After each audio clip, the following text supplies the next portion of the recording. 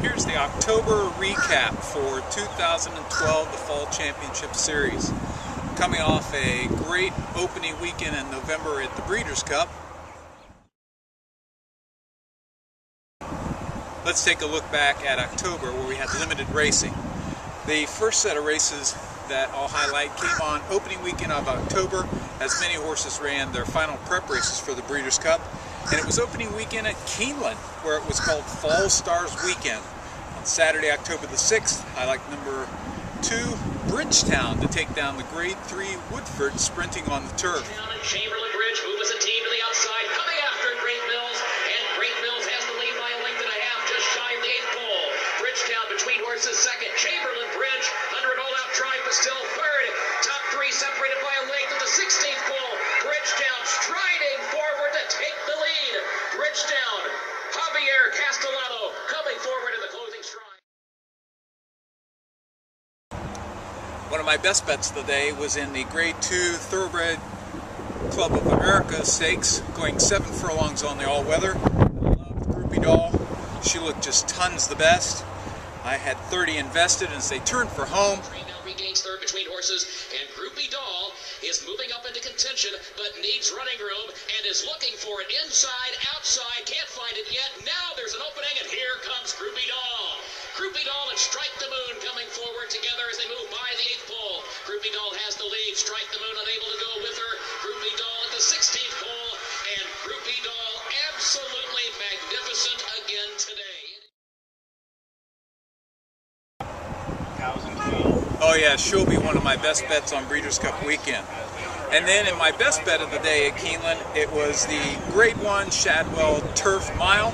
I love number 5, Wise Dan, in spite of the fact that regular rider Johnny Velasquez was in New York.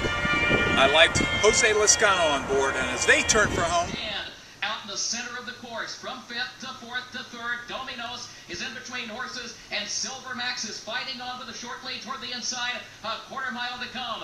Dominos and Wise Dan striding forward together, and Wise Dan has taken the lead, coming to the 8th pole. Dominos is second, a gap of 6 more lengths back to Wilcox in 3rd. Deep stretch for Wise Dan. Wise Dan, Jose Lezcano, chased by Wilcox into the line, but Wise Dan looking very much the favorite and taking the... I then shifted my attention out west to Santa Anita, where the prep for the Grade 1 Breeders' Cup Mile was the Arroyo Seco Mile. I liked, obviously, Loose on the lead, turning for home, and then Obviously tries to sneak away up front now, and it's obviously and Joe Talamo kicking on for home, but here comes Mr. Commons now to take him on. Obviously the advantage as they turn for home. Mr. Commons being sent after him, but obviously he's finding more on the lead, and obviously being very confidently ridden, just allowed to run along. But Mr. Commons now looming a big danger down the center. Trailblazer comes onto the scene as well. Obviously now fully extended, Mr. Commons and Trailblazer on the outside. Obviously digs deep, he finds more, and obviously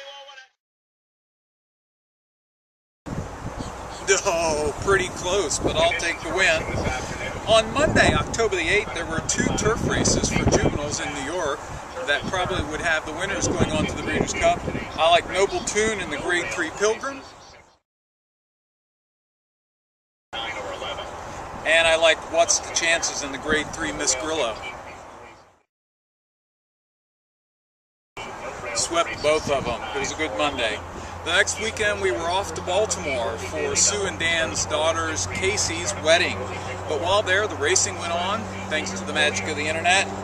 And my top picks in the stakes races were in the Grade 3 Knickerbocker at Belmont. I like Boisterous. He was my best bet of the day in New York. And then I had an upset pick in the Grade 1 QE2 Challenge at Keeneland. I like Day at the Spa to take them wire to wire. Saturday, October 20th was my final day of big stakes racing, and my best bet of the day that day came from across the pond, where at Royal Ascot, unbeaten Franco looked to put his 13-0 record on the line in his career finale in the British Champion Stakes, and as they turn for home, much the best. That guy is one great thoroughbred.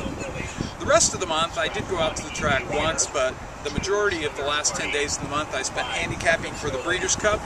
And on my Breeders' Cup preview page, I used a program with animated videos to highlight my best bets of the Breeders' Cup weekend in the Filly and Mare Sprint and in the mile, the Vokey program.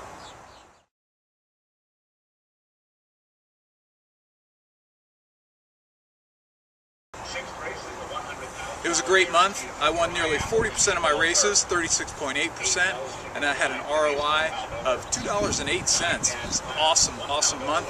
So for the fall, through 2 months, I'm still above $2. Having a great fall. Kicked it off with a good Breeders' Cup weekend. Now we look to finish it off and look forward to Gulfstream Park opening on December the 1st.